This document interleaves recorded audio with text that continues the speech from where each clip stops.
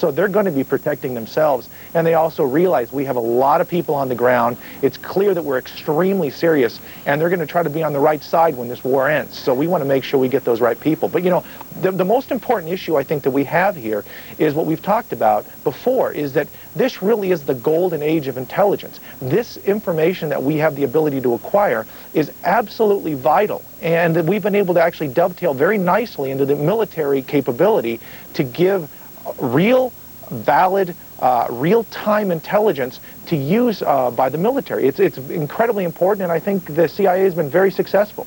But are they going to be, I mean, I understand that they can have successes. They can find, you know, a couple of hundred people. They can find a leader here and there. But are they really going to be able to root out all of the Saddam loyalists in these various cities throughout the country? I don't think that's realistic. I don't think that's even necessary, frankly. I think there's a lot of people that we're going to be going after. A lot of these other people are going to realize as time goes by that there is going to be a valid leadership in Iraq that's going to be run by the Iraqis themselves, excluding Saddam and those who are currently in leadership. And if they realize that, they can move on to the new organizations that will be running the country. Yeah, yeah, absolutely. And in response to the suicide attack that happened yesterday, killing 4 American soldiers at an Army checkpoint on Highway 9 just north of Najaf, U.S. Military Chief Myers now saying that the U.S. can adjust its tactics to beat these suicide bombings, to deal with them. Well, reinforcements are on the way to the Middle East. More deployments from Fort Bliss, Texas Saturday. The troops receiving a rousing pep talk before shoving off. And we'll take you to the war room in just a few minutes to look at the latest strategy on the battlefield in Iraq. Also coming up soon, there's going to be a CENTCOM briefing that's at 7 a.m. Eastern Time. We'll have that for you live here on MSNBC. You're watching continuing coverage of Operation Iraqi Freedom right here. Stay with us. Do is talk about communication. A great idea. I do too. I feel like we really haven't connected in a really long time. We used to go places together. We used to do things. It's just... Okay, every time I try to do something special, all I get is garbage. You've simply lost touch with something that was once good. You can't have it back. Here. Take this home. Rekindle your love for the internet. Call 1-800-651-2905 and get 6 months of Earthlink dial-up for half price. You also get exclusive tools to keep the internet fun, like Pop-Up Blocker that gets rid of virtually all unwanted pop-up ads, and Spaminator, it helps reduce junk email. Guess it's no wonder we recently ranked highest for customer satisfaction among dial-up internet service providers according to J.D. Power and Associates. Call, go online, or visit one of these retailers. Get 6 months of service for half price. Why wait? Move to Earthlink.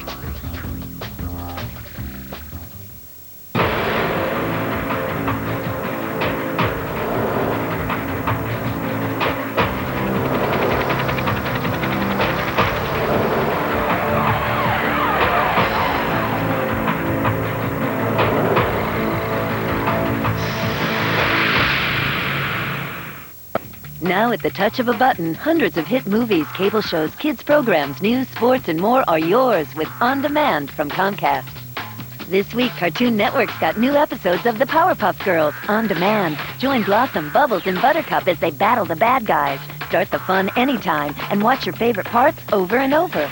A great selection of kids shows and more available on demand and at no extra charge. Only with Comcast Digital Cable. If you don't have it, get it today.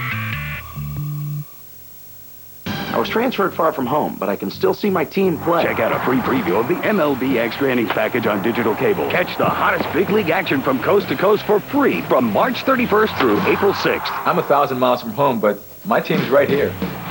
Tune into the free preview of MLB Extra Innings on Sports On Demand and find out how you can get Acclaim's All-Star Baseball video game for free. Don't miss the free preview March 31st through April 6th on Comcast Digital Cable.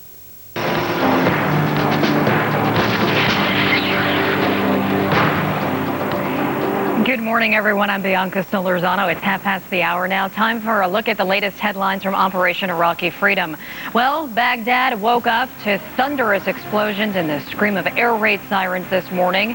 We're going to take a look at video from the capital city where Reuters reports 10 new explosions were heard just after daybreak. Meantime, an armed American B-52 bomber took off from an airbase in southwest England this morning for another presumed raid on Baghdad. Officials at Central Command tell NBC News this morning that an unmanned Predator drone destroyed an Al-Samud missile launcher in southern Iraq overnight. The Predator fired Hellfire missiles, eliminating a launcher that officials believe was responsible for some of the Al-Samuds fired into Kuwait over the last 10 days. Iraqi state television reports Saddam Hussein awarded medals to the Iraqi soldier who posed as a taxi driver before blowing himself up at a checkpoint, killing 4 U.S. soldiers. Iraq's vice president says there are more suicide bombings to come. And as always, we recap the latest headlines for you every 15 minutes right here on MSNBC. Right now, we want to bring you an update on the military situation on the battlefield. For that, we turn to retired Army Colonel Jack Jacobs, who's standing by in our war room. Colonel, hello to you. Hello, Bianca. Let's quickly take a look at the map and focus our attention in the area around Baghdad, where a lot of things have happened overnight. For one thing, there's been a very large number of attacks in Baghdad, also on Republican Guard positions just to the south of Baghdad, and most significantly, just recently, an enormous arms cache has been discovered by lead elements of the 3rd Infantry Division. This arms cache probably belonging to lead elements of the Guards units that then retreated. It's estimated that it'll take weeks to blow all this stuff up, and they're working on that right now. Farther down to the south, the Brits are working on clearing out enemy locations in the built-up areas to protect the rear areas and to permit us to bring much-needed humanitarian supplies, as well as reinforcements, more ammunition, and more petroleum oil and lubricants to our own forces up this green route of advance. Back to you, Bianca. All right, Colonel, thank you very much for that update. We'll be checking in with you a little later on. While U.S. ground troops continue their push towards Baghdad, controversy inside the Defense Department is increasing over the war plan. MSNBC's Jeannie Ohm is at the Pentagon now with the latest. Good morning, Jeannie. What's the latest that you can tell us? Hi there, Bianca. Well, right now there are 270,000 troops in the Gulf region, about 100,000 coalition forces inside Iraq. But as you mentioned, there's been mounting criticism that the U.S. military didn't plan adequately for the ground campaign. In fact, in today's Washington Post, they cite former and current military officials saying that Defense Secretary Donald Rumsfeld, they blame his micromanagement and a belief a light force could do the job. But officials keep insisting the war plan is on track, and they've been downplaying the stiff resistance that coalition forces have faced so far, instead calling it sporadic resistance. Now, many more troops are expected in the region over the next several weeks. In fact, about 100,000 more troops in the region. But a general at Saturday's Pentagon briefing says that was all planned in advance. I've been working on this plan for months now. In fact, the force flow was determined months ago to include the order of forces moving in, when they would go, and deployment orders were signed before we even were sure that we would have to have hostilities. So all of those were identified in the pipeline. So if anybody takes an inference that this is reinforcements based upon what's happened in the first week of the war, that would be incorrect. Now, about 30,000 soldiers from the 4th ID, mostly based out of Fort Hood, Texas, are now on their way to the Gulf. They had actually gotten their deployment orders back in January, but because of the Turkey standoff, they weren't able to go till now. And in fact, there are questions about when their supply will be ready, because they've had about 35 ships with all their supplies waiting off the coast of Turkey. They've now gone down through the Suez Canal to the Red Sea, but there's a question about how much longer it will take for them to actually unload the supplies.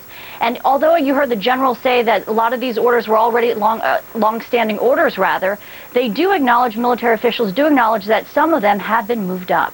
Bianca? Okay, moved up quite a bit, or moved up just a little to deal with the situation that's happening right now? Well, I can give you one example. For example, the 2nd Armored Cavalry Division, they were going to have their supplies shipped over, but instead, obviously a sign of what's needed now, they're going to have their supplies flown over, which will get them there a lot quicker. Okay. Jeannie Ohm, live from the Pentagon, thank you very much for that update. From northern Iraq, there is word that U.S. forces continue to build up a stronger presence in the region. Let's go live now to MSNBC's Margaret Zanger, who is at an undisclosed location somewhere in northern Iraq. Of course, we do it that way for everyone's safety. Hello to you. What is your latest update from there? Good morning.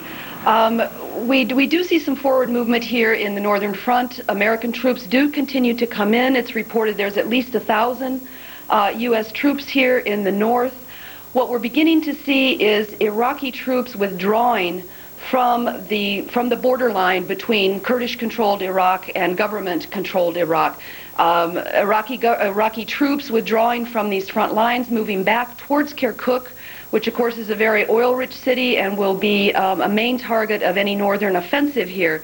There has been bombing again in Mosul, Kirkuk, Mosul, another important town in the north, in Kirkuk, and also in Kalak, which is along that front line between the Kurds and the Iraqi government. Now, what's not known is if this pullback is actually a movement of troops back towards Kirkuk to consolidate forces around the city, or if it's simply just pulling them back to keep them away from the Kurdish front lines to prevent defections. There have been a number of defections of Iraqi soldiers lately, and we're hearing reports of Iraqi soldiers being killed as they attempt to defect. And so it could be they're just trying to move their forces back. Now what's happening, of course, is as Iraqi troops move back, Kurdish forces move forward. And again, this isn't any kind of major offensive. It's just simply a movement back and a movement forward of troops. Now, on a second line, what has happened in the last couple days is there was a major offensive against this radical Islamic group, Ansar al-Islam, which has been headquartered in an enclave along the Iranian border in the far eastern part of northern Iraq. This group is a very radical Islamic group. The U.S. government says it has ties to al-Qaeda. And there are reportedly a number of so-called Afghan Arabs among them, Arabs who have trained in Afghanistan and are now working with this Kurdish group. But there was heavy bombing of this area over a few days, and then a ground offensive that went in early Friday morning, and the cleaning up was yesterday. On Saturday, the villages have been completely retaken from Ansar al-Islam. They are now in the control of the Kurdish Peshmerga, the Kurdish fighters, the Kurdish government in this area. Villagers are ecstatic to have their village back from this group, and there's a little bit of fighting still in pockets of resistance, but by and large, at the moment at least, it seems that this group has been at least forced out of this area. Bianca? Margaret, I want to ask you, going back to what you first reported on the Iraqis moving back, could that be a sign that these daily attacks have really taken a toll and this is their way to maybe take some time and solidify their lines once again? Yes, it could well be, because the U.S. has been bombing these areas, in particular Chamchamal that we've talked about over the past few days, which is only about 30 or 40 miles from Kirkuk, and also now in the Kalak area. These are two main checkpoints, if you will, of Iraqi government control. And I think they're just kind of moving back. There's really no need to hold this territory. There's not much there, small villages. And I think it's a way of kind of pulling back, maybe reassessing, perhaps for a consolidation around Kirkuk and around the major cities to protect them. But I think now this is a fairly major kind of reassessment, perhaps, on the part of the Iraqi military. Okay, Margaret Zanger reporting for us. Thank you very much for that update in northern Iraq. U.S. warplanes bombing Baghdad to soften Iraqi defenses in advance of a ground assault. One of the divisions forging ahead to battle Saddam Hussein's Republican Guard is the 3rd Infantry, now in south-central Iraq.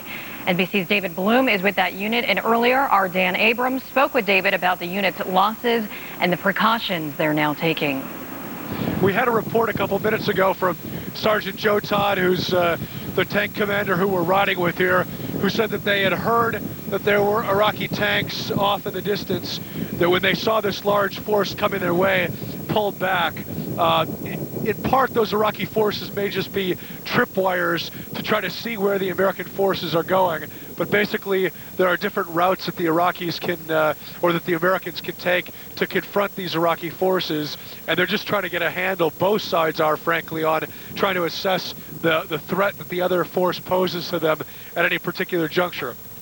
or stop for a moment as they look forward. Craig, if you could swing around and you can look at Sergeant Joe Todd here, you can see that he's looking at his binoculars, trying to assess what the enemy threat might be off in the distance. He's the one who's manning this 50 caliber gun right here. You've got Sergeant Major Bob Gallagher up on the right, who's the senior most enlisted man in this 315 infantry.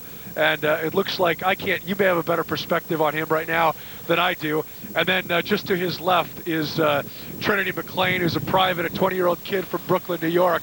And the three of them have been, by and large, the ones whose vehicle that we've been on this entire time.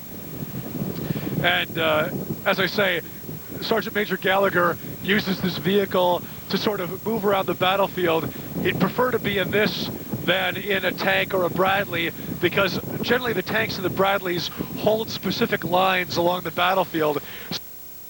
They're given specific positions, and as they move forward, they're trying to stay, at least at this point, in a straight line. M88, which is a tank recovery vehicle, affords him the opportunity to move around as he wants to on the battlefield.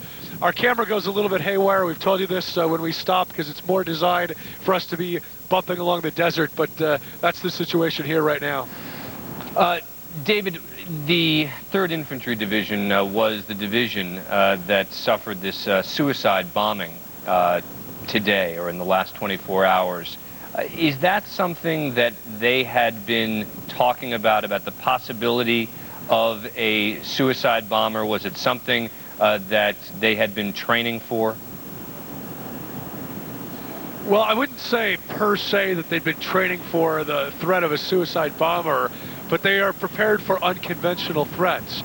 We're with the 2nd Brigade of the 3rd Infantry Division. It was their sister brigade, the 1st Brigade, which at the time was just sort of down the road a ways from us, that suffered this loss of these 4 soldiers in this suicide bombing. And clearly that was disheartening and saddening news for these forces. That was David Bloom speaking earlier with our Dan Abrams. The 3rd Infantry is on the move again, even as the military waits for thousands more U.S. troops to flood the country as reinforcements. Retired Army Colonel Jack Jacobs joins me now in the War Room. Hello. Good morning. Haven't seen you in a while. No, I've been out and just came back from Qatar, from Doha in Qatar, where we're doing the Today Show. And it's very interesting because you've got a really close view of all the things that are taking place out in the field, and you're close to the headquarters, and you get a great deal of information that's difficult to get otherwise. Oh, I know you were needed there, but you're needed here as well. Well, so I'm here. Good to have you I'm back. here. First question to you: do we need more U.S. troops on the ground? In 2 words, lots more. Not just more, but lots more. It's very difficult to envision why we would start a ground campaign with as few forces as we have, and there's been a lot of criticism of it. There are probably lots of reasons why we would do it, but I've got to tell you that if I were in charge, I wouldn't do it. Yes, we need more troops, and we need specific kinds of troops.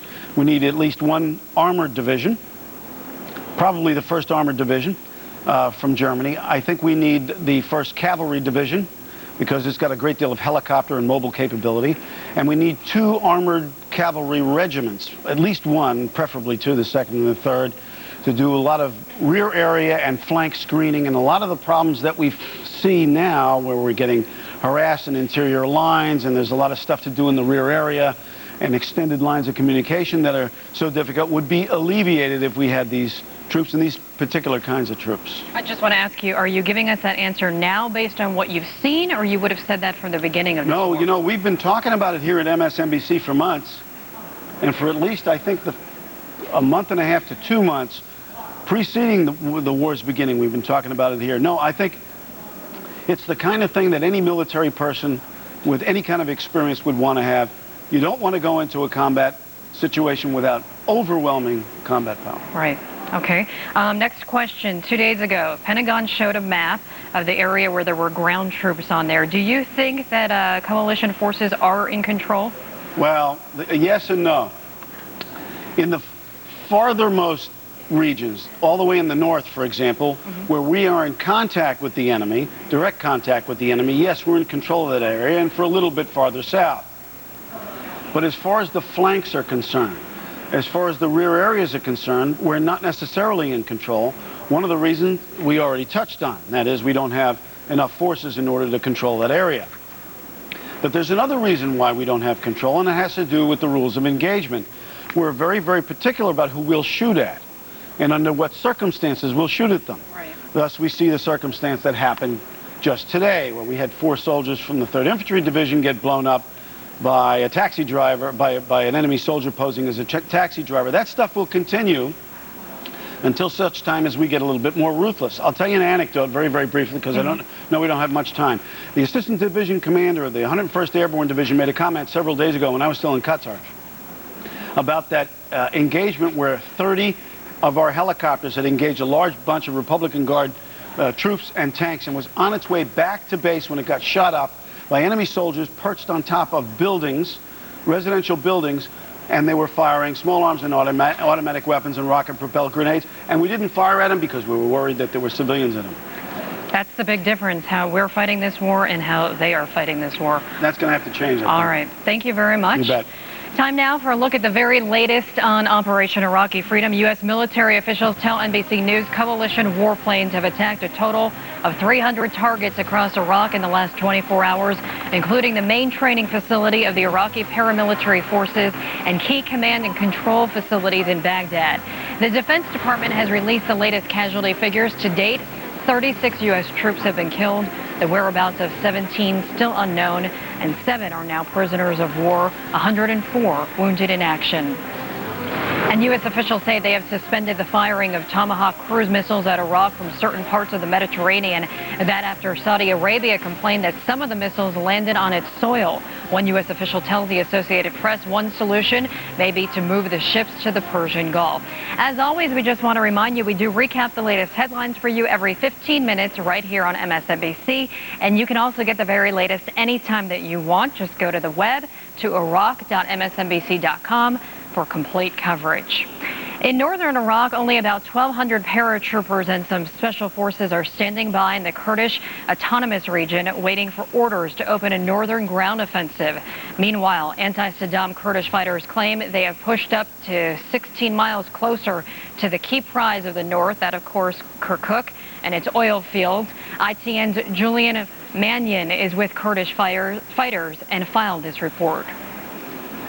This morning, Kurdish troops led us through some of the 20 miles of territory which the Iraqi army has suddenly abandoned near the key oil city of Kirkuk. We passed small groups of Kurdish soldiers who are starting to move in here. Our destination was a complex which the Iraqis are said to have used for chemical warfare training. But as we filmed it, there was a violent explosion. Iraqi gunners had fired an artillery shell directly at our convoy, and journalists from half a dozen television companies made a dash for safety. We took cover and then got out ourselves. The message the Iraqis were sending was clear. They may have pulled back under the pressure of American bombing, but they are not giving up the fight for Kirkuk. We've now taken refuge in an abandoned Iraqi army base about a mile from the village where we were shelled. That shell fire has now stopped. But from where we are now, we can look down towards the city of Kirkuk and see plumes of smoke rising there, a sign that the U.S. Air Force appears once again to be at work. The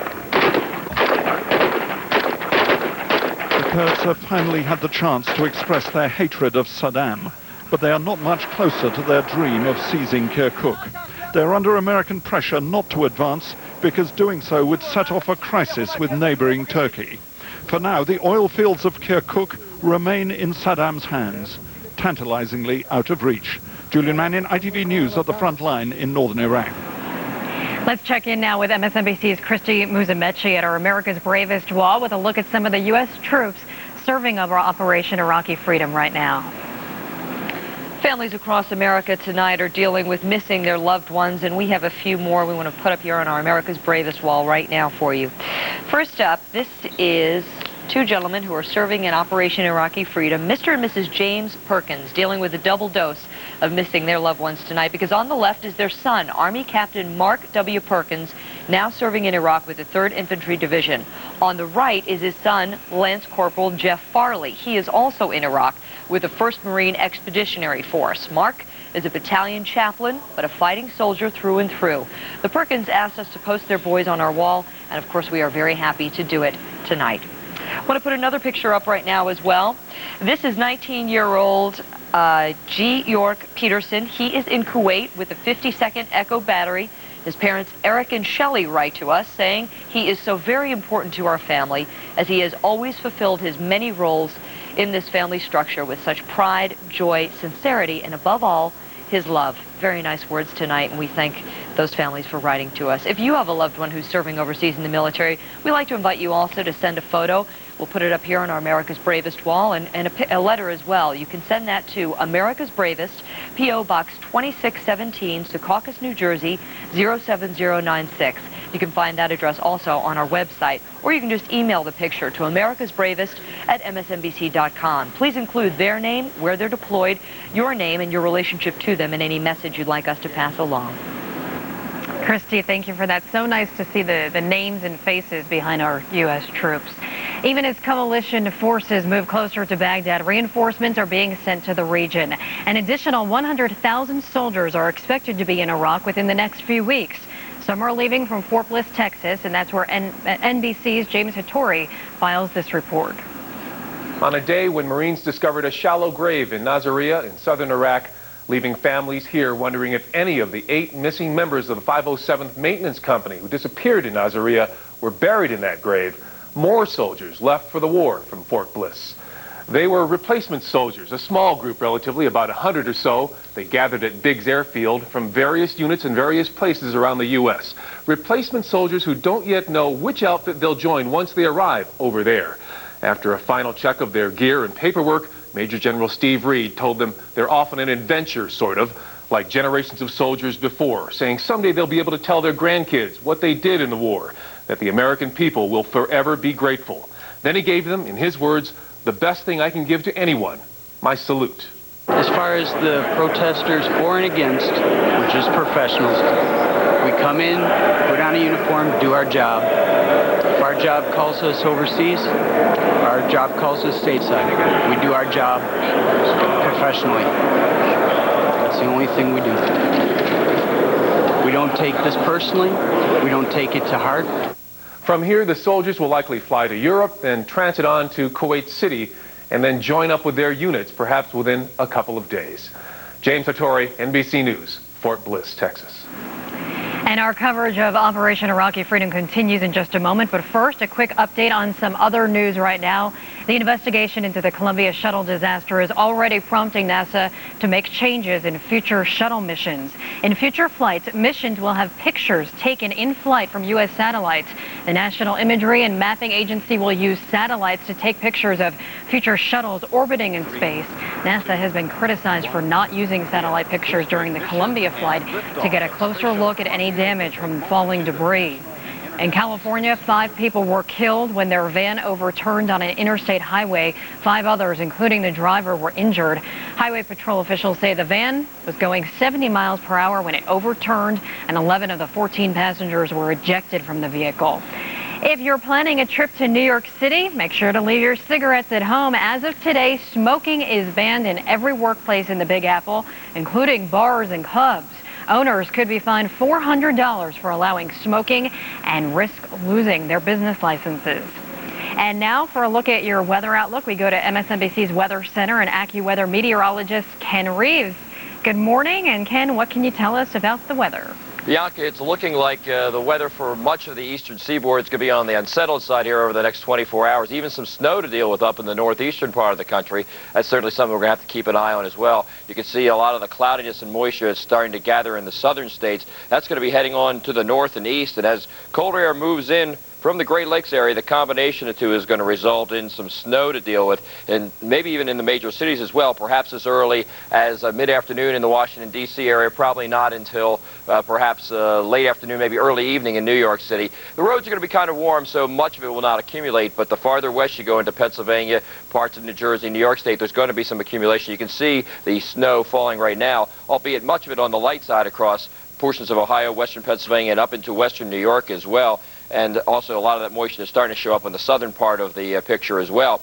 That's going to result in some colder air coming in the wake of that storminess, anywhere from 10 to 20 degrees below normal on Monday. Certainly a cold start to the work week as well, but Note the fact that there's some warm air building across the midsection of the nation, and Bianca, some of that warmer air is going to be heading on into the east perhaps, or at least trying to fight its way into the east as the week progresses.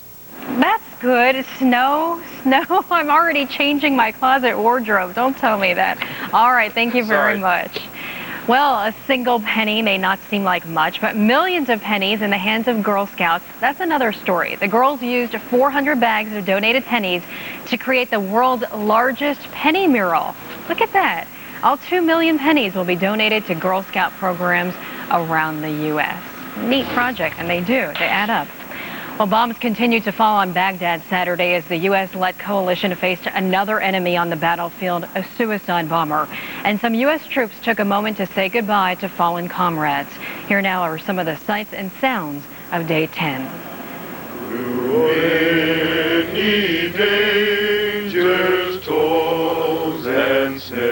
In the last week, the world has seen firsthand the cruel nature of a dying regime.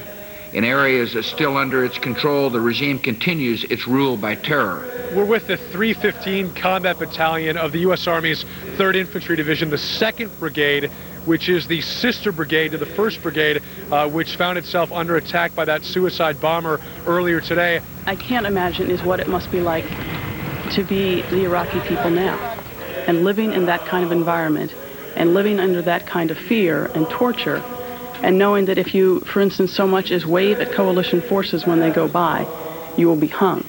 I'm glad I'm going to have an opportunity to go there and maybe make a difference. They had invaded our country. They are thrusting towards Baghdad. They are like a boa snake, and we are going to cut this snake in pieces. We know that stays to sing God's praise, and when we first begun. The sights and sounds, some of them from Day 10 in Operation Iraqi Freedom.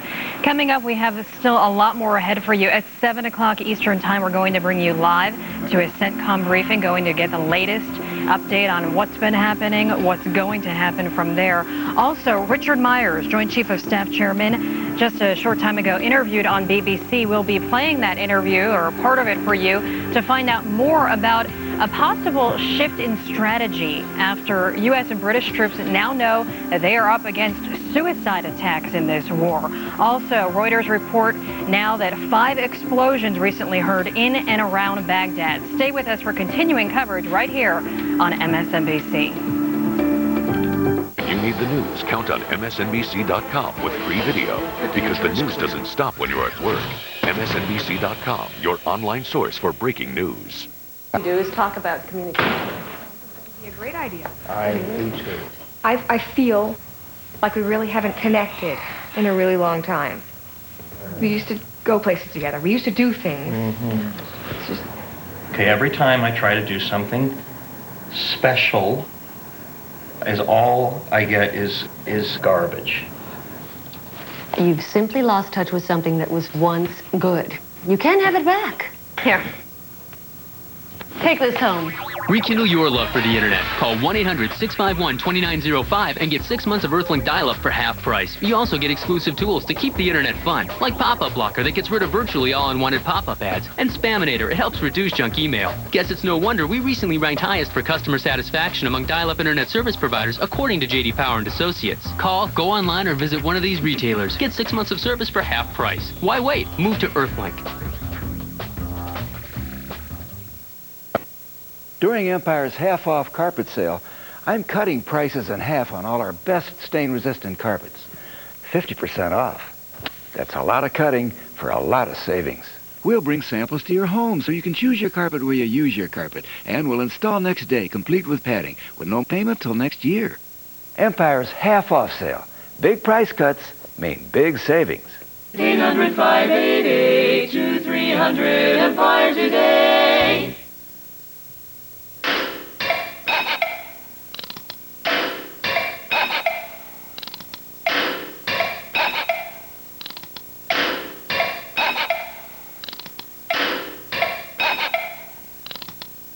car sense.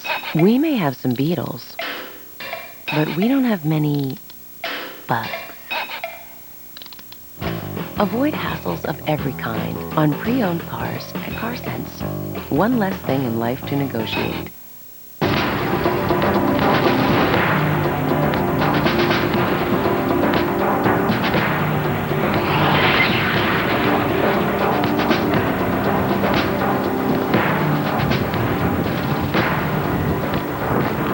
Bombs heard falling over Baghdad again. Are they clearing the way for a safer ground war?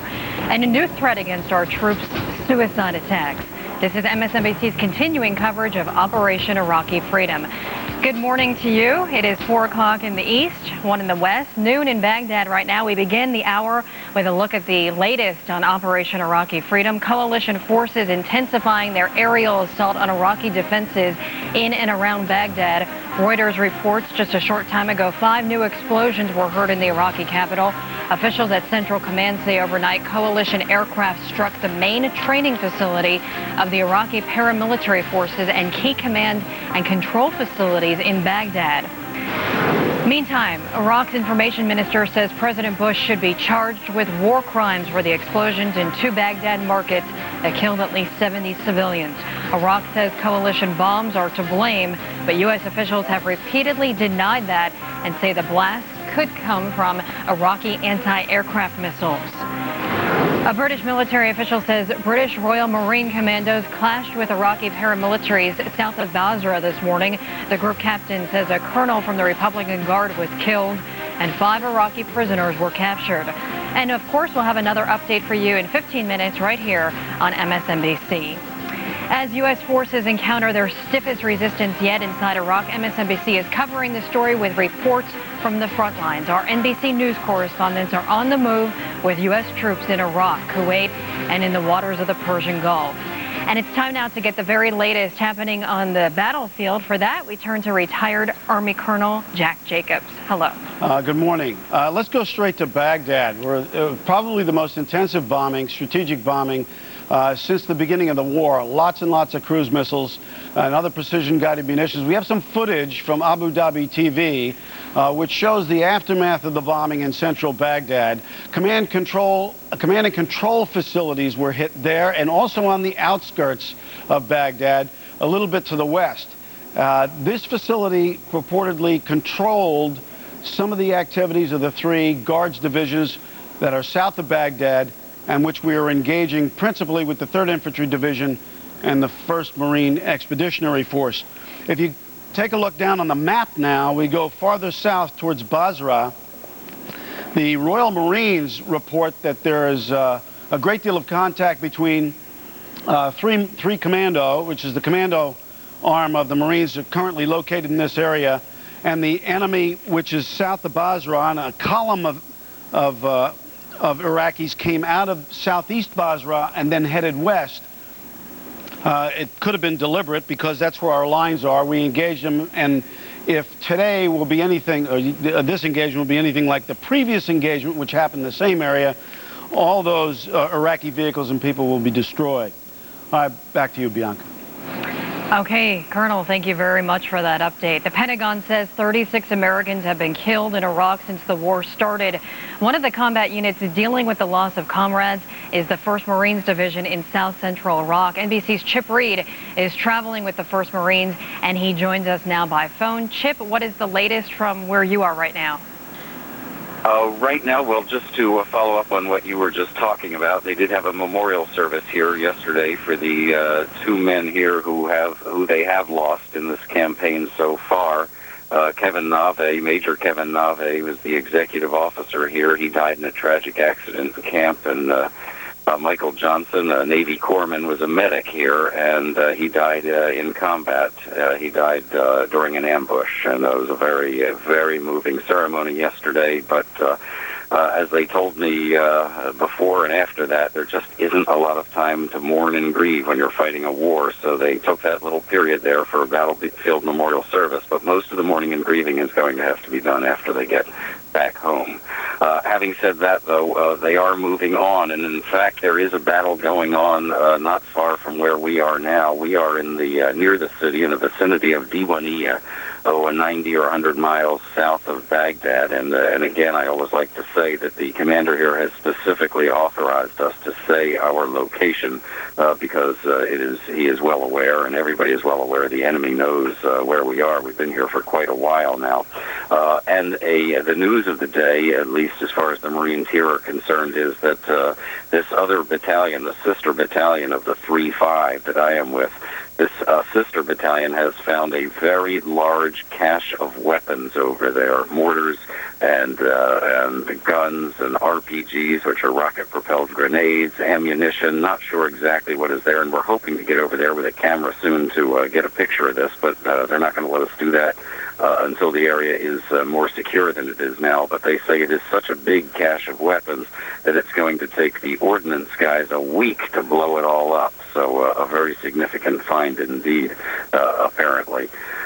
Also here, what they are doing, it's a fairly quiet day that we have moved camp, and they're digging in once again. It's something they spend a lot of time doing, putting the camouflage on the vehicles, digging their trenches, both for sleeping and for fighting or defending the camp. And they are getting fat. Now, that is not a derogatory comment. That is the way a lot of people here describe what they do when they have a little bit of time to resupply. They're getting as much food and water and fuel and ammunition as they need to really be ready for the next big push. They don't know when that's going to come, but they assume it could come at any time, and they want to be well supplied and ready for that. And one footnote, this could be mail day. They have not received mail here in the 9 or 10 days that they've been in Iraq, and they're hoping that this could be the day, and that would make this a big day indeed. Back to you. Oh, I'm sure they'd be so happy to get some mail, just waiting and waiting for that. I can just imagine them opening the letters. I want to just ask you quickly, as far as that weapons cache, was that something that they were specifically looking for, or did they just come across it somehow? I think they stumbled upon it. Now, they did, it is near where they were bombing an area the other day, where there were some anti-aircraft batteries, and there were also some BMPs. Those are old Russian vintage armored personnel carriers. And perhaps because those pieces of equipment were in that area, they also thought maybe they'd find other things. But I'm not aware of any intelligence that specifically said they would find that there, and they seem to be quite pleased to have found it. All right, stumbled upon a treasure of sorts. Chip Reed with the 1st Marine Division, about 100 miles south of Baghdad right now. We are allowed to report that. Thank you very much for that. The chairman of the Joint Chiefs of Staff is talking this morning about that suicide car bombing that killed 4 U.S. Marines Saturday. How can coalition forces deal now with the threat of more attacks? That was one of the questions the BBC's David Frost put to General Richard Myers. Take a listen. It's not a technique, I don't think, that's unknown. Clearly, British troops are familiar with that, with what they've been dealing with in the last couple of decades in various parts of the world. We're familiar with that.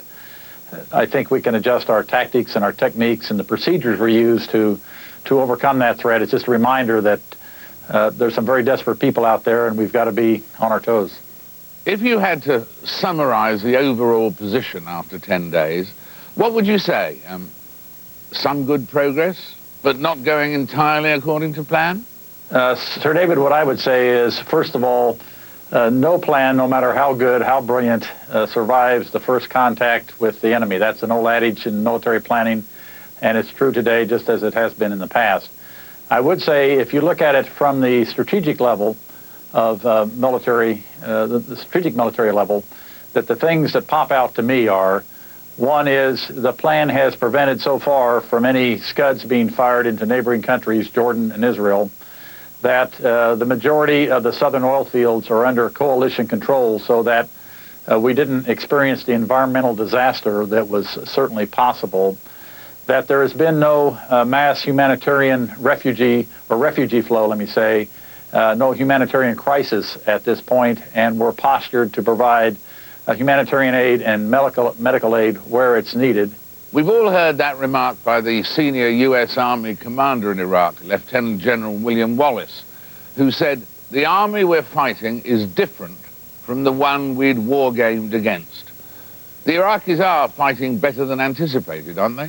Certainly the tenacity, audacity, ferociousness of what we're calling the regime death squads has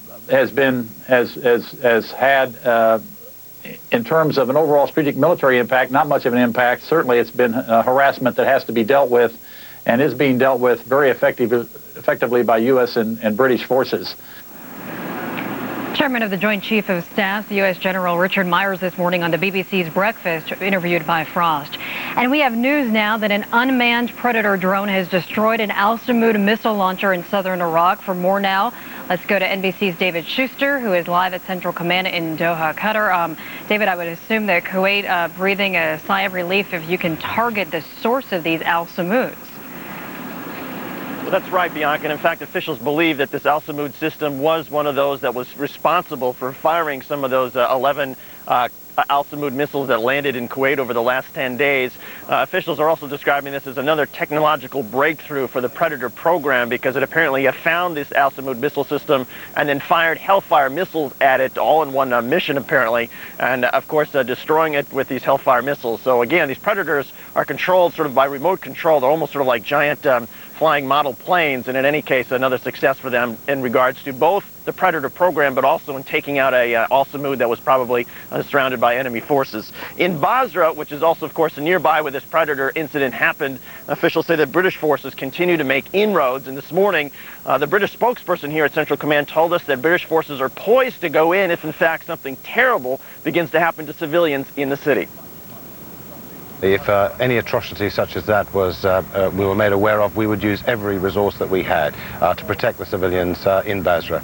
It is our utmost priority to protect civilian life and obviously civilian property in Basra, to leave it as intact as possible for the people of Basra to pick up their lives again, free from this evil regime. Finally, in Baghdad, military officials are describing the air campaign on the Republican Guard last night as sort of an unprecedented level of airstrikes. Officials suggesting that to perhaps 80% of the airstrikes targeting the Republican Guard. They also describe the integration between special ops on the ground and controllers in the air as also unprecedented. Bianca, back to you. All right, David Schuster reporting for us from Doha, Qatar Command Central. Thank you very much for that update there now. And where are we going now? Just want to check. Okay, stay with us. We have continuing coverage. Of course, we'll bring it all to you right here live on MSNBC, 7 o'clock Eastern time. We're going to have a briefing from CENTCOM headquarters. Also, more from the embedded reporters throughout the morning, reports day and night here on MSNBC. We will continue to bring you the very latest on Operation Iraqi Freedom. Stay with us.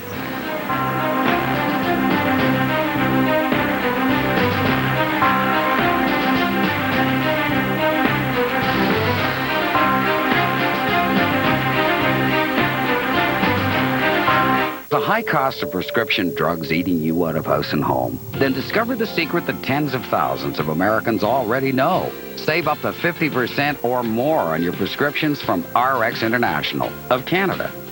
Get the medicine you need dispensed by licensed Canadian pharmacists for about half the price. The secret's out. RX International. Call the number on your screen now for a free informational brochure. Save on your prescriptions from RX International. Call now. Attention inventors. Need a patent? Then you need Inventec, the launchpad for new ideas. Only Inventec offers a free new product market analysis and a free bonus video. It's the first step towards a patent and marketing success. Call 1-800-403-9977. With your market analysis, learn the secrets the pros use to take it to the next level. Call now and receive your free analysis, free marketing info, and a free video. Call 1-800-403-9977 to receive your free package. The level of tension, if you will, has definitely stepped up. I mean, you can see we're back to wearing our bulletproof vest. Wherever the story goes, we'll take you there. MSNBC. Monday on CNN 8 News with Arthur Pennell.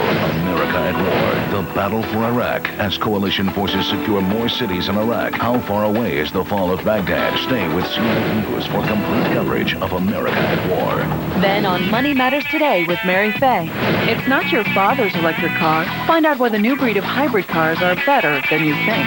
CNN 8 News at 7 and 10. Money Matters Today at 8. 2 reasons to watch CNN 8 Primetime Monday. Smart TV for curious people.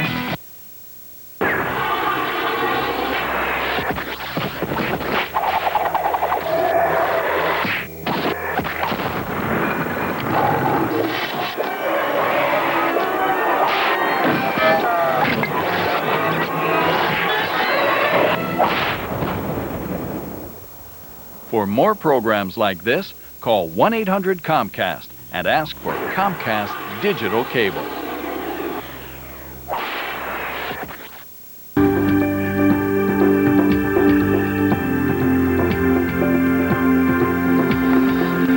Good morning, everyone. I'm Bianca Solorzano at a quarter after the hour. Time now for an update on the latest from Operation Iraqi Freedom. An official at U.S. Central Command tells NBC News that Iraqi Republican Guard forces in and around Baghdad are, quote, getting smacked. That official says the renewed coalition attacks across central Iraq may soon allow U.S. and British troops to advance on the Iraqi capital. A U.S. Marine from the 1st Marine Expeditionary Force was killed late Friday night when he was hit by a 1.25-ton military truck. It happened during a firefight with Iraqi soldiers in south-central Iraq. The Marine's name has not yet been released. Pentagon is launching a graphic public relations offensive aimed at showing the brutality of the Iraqi regime. During a briefing today, officials played clips from a documentary showing the effects of Iraq's use of chemical weapons against Kurdish villagers 15 years ago. And as always, we do recap the latest headlines for you every 15 minutes right here on MSNBC. You can also get the very latest anytime on the web. Just go to iraq.msnbc.com for complete coverage.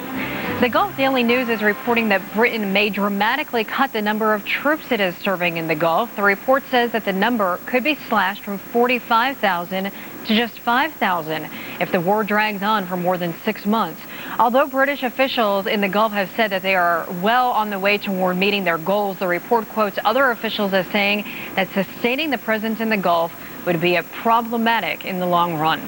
The New Zealand Herald has an article claiming that the stress of the war is starting to show literally on the face of Secretary Donald Rumsfeld. The piece claims that lines from strain are now visible on his face, and his tired eyes betray him as well. The reason for this is said to be U.S. overconfidence that the war would end swiftly. But coalition plans have gone awry with not enough troops on the ground and Turkey's refusal to allow the U.S. to use its bases. According to Australia's The Age, Kurds fighting against Saddam in northern Iraq have been warned not to provoke Turkey into sending troops across the border. Turkish Foreign Minister Abdullah Gül described Iraqi Kurds as, quote, our relatives, but warned that they should not forget that Turkey is the region's most important country. Turkey opposes the formation of an independent Kurdish state in that region. U.S. counterterrorism officials say that 5 members of the Iraqi intelligence service are under arrest, 2 of them detained in Jordan. The arrests come as anti-American sentiment in that region heats up. NBC's Mike Taibbi reports from the Jordanian-Iraqi border now. A developing story that's worth watching over the coming days and weeks. In Amman today, U.S. State Department officials have confirmed that a group of Iraqis have been found with explosives and explosive devices and are now under arrest for planning to blow up Western targets. Now, I spoke with a Jordanian government official who confirmed that story, and when I asked him whether or not some of those targets might have included 2 specifically named hotels, which over the past weeks and months have housed many Western journalists, his answer was there is something to that. As I say, a story worth watching, even though in Gulf War I there are a number of instances just like this, 11 to be precise, that we could find, where Iraqi nationals who were loyal to Saddam had gone to cities and other countries and tried to organize explosions, explosive attacks against Western targets. None of those missions during Gulf War I were successful. This one in Amman was also not successful. But this one also has to be looked at in the context of a changed atmosphere throughout the Arab world. We've seen it in Turkey and Yemen and Saudi Arabia. The demonstrations even angrier than before, angrier day by day. Yesterday in Amman, there were no fewer than 11 permits granted for demonstrations in Jordan and around the city of Amman. Some of those demonstrations so angry, so close to violence, that police had to resort to tear gas and sound and percussion bombs in order to control the crowds which grew to at least 20,000 in one instance. Today there was also a demonstration in Irbid, which is about 50 miles north of Amman. In Irbid about 2 weeks ago there was a demonstration that had about 5,000 people. Today the Petra news agency, the Jordanian news agency, estimated the crowd of demonstrators at over 50,000. So while a lot of things have been accomplished here in Jordan by way of maintaining this country's neutrality in this conflict, the people who are living in Jordan, including Iraqis who by the thousands are streaming back into Iraq to join the fight against the U.S., seem to be getting angrier by the day. Mike Taibbi, NBC News in Ruwayshah, Jordan. Across the Arab world, opposition to war with Iraq has been constant and angry, with the war now in its second week and the U.S. encountering some speed bumps on the road to Baghdad. What has been the reaction in the Middle East? NBC's Donna Friesen joins us now from Cairo, Egypt. Hello, Donna. Hi, Bianchi. Day 11 of this conflict, and as Mike suggested, attitudes in the Arab world are certainly hardening. Hardly viewed here as Operation Iraqi Freedom. It's more like Operation American Invasion. All the headlines and the front page pictures, rather, on the Egyptian newspapers today featured pictures of Iraqi civilians injured, including children. Some of the headlines on the newspapers, the Pan-Arab newspapers in Al-Wafd, forgive me, that's an Egyptian newspaper. The headline is Bloodbath in Nasra Market, 62 Iraqis martyred in cruise missile attack on Baghdad. In Al-Ahram today, the headline, Strong Iraqi Resistance obliges U.S. and British troops to stop their march on Baghdad while they await reinforcements. And Al-Akbar, U.S. troops ordered to stop their march toward Baghdad. Some of the editorials gives you a sense of the anger here in the Jordan Times, English language newspaper. Washington and London have every reason to reconsider their stance in Iraq. In the absence of any popular support to the invading armies, the principal pretext to wage the war against Baghdad to liberate the Iraqi people is shot to pieces and therefore no longer tenable. The Saudi-based English newspaper Arab News, a strong editorial suggesting the United States and Iraq share some striking similarities. It says one of them has a warmongering, bloodthirsty president elevated to his position in a sham election who is happy to slaughter innocents to promote his world vision. The other has Saddam Hussein. Now, TV coverage very influential here, the satellite news channels beaming their signals to millions of people across the Arab world. They do carry all of the U.S. and U.K. military briefings. They cover all of the Washington briefings as well, and the Iraqi ones. But predominantly their coverage tends to focus on what's happening inside Iraq, particularly to the Iraqi people. Today, Al Jazeera had pictures of what it claims was a British tank shell, the aftermath of that shell hitting an Iraqi food warehouse controlled by the Iraqis. Al Jazeera says it shows that the Iraqis are still able to supply people with food in Basra. Al Jazeera reporting that it was a shell from a British tank that struck it, destroying much of the food inside. British military officials have denied that. And Bianca, that gives you some sense of how the Arab media is covering the conflict today. And Donna, I want to ask you, we've been hearing about anti-war demonstrations across the world. There in Egypt, there have been some, and widespread arrests as well. That's right. Well, the demonstrations, the most violent and the biggest we saw were just in a couple of days after this conflict actually began. There are sporadic ones from time to time, but the message has gone out very clearly to people here. If you go out on the street and try and protest without a permit, in other words, without permission from the government, you're going to get arrested. And that is what happens. And you don't want to risk spending time in an Egyptian jail. Not a pleasant thing. The Arab regimes all over are trying to keep a lid on this anger because it's directed, of course, not just at the Bush administration, but at their own regimes as well. Bianca? Okay, Donna Friesen from Cairo, Egypt, with a reaction from the Middle East. Thank you very much for that report. Well, military officials are taking a long look at the battle plans in Iraq as they prepare for the next step of this war. But you can also bet they're also looking down the road at other potential obstacles in Operation Iraqi Freedom. Retired Army Colonel Jack Jacobs joins me once again in the war room. Hello. Good morning. Okay, we're going to focus on a few issues here, few problems that could arise. First one, the duration of this war. Is it going to take longer than expected? And if it does, will that be a big problem? Well, I don't think the administration assumed that it was going to take a relatively short period of time. I think they recognized early on that there was going to be a relatively short period of time when there would be aerial bombardment, but a lot of time on the ground trying to isolate pockets of resistance, and then there was going to be a big battle for Baghdad at some juncture, and then be a long period of time of consolidation. I think what has happened is that the administration has done a pretty rotten job of managing everybody's expectations. So while the government expected it to take a reasonable length of time, it didn't convey this to the American public, and now everybody's up in arms because it's taking a long period of time. We did hear President Bush the first night of the war beginning. He came out and said, expect it to be long, expect it to be hard, but maybe he should have pushed it even more. Well, he did. We've isolated some tape where he said this months ago, except that the administration didn't make enough of the issue, that it was going to take a considerable amount of time for us to get our stuff done. All right, a second issue, urban combat. Military officials have said that's a big fear of theirs. It would be bad, it could be bloody, but in a way, already starting to see that happen. Well, we've seen it particularly in Basra and al-Nasiriyah. The length of their play. Strike on a Baghdad shopping district last week that killed 15 civilians. The letter was read on Iraqi television. It called the incident a crime against humanity and urged the UN to take action. U.S. officials say coalition forces were not responsible for that attack. The militant Islamic Jihad has claimed responsibility for yesterday's suicide bomb attack in Israel, calling it a gift to the Iraqi people from Palestine. I'm getting word that the Royal Air Force news briefing is beginning right now. Here's Captain John Fines. Let's listen in. I promised a week ago when I gave the last one that I'd take the opportunity to update you on what the Royal Air Force has been up to at regular intervals, and that's what today is all about. For those who haven't met me before, Group Captain John Fines, and I'm the Royal Air Force spokesman for the Gulf Theatre, not just for the country we're in today. What I'll do is I'll give you a bit of an update.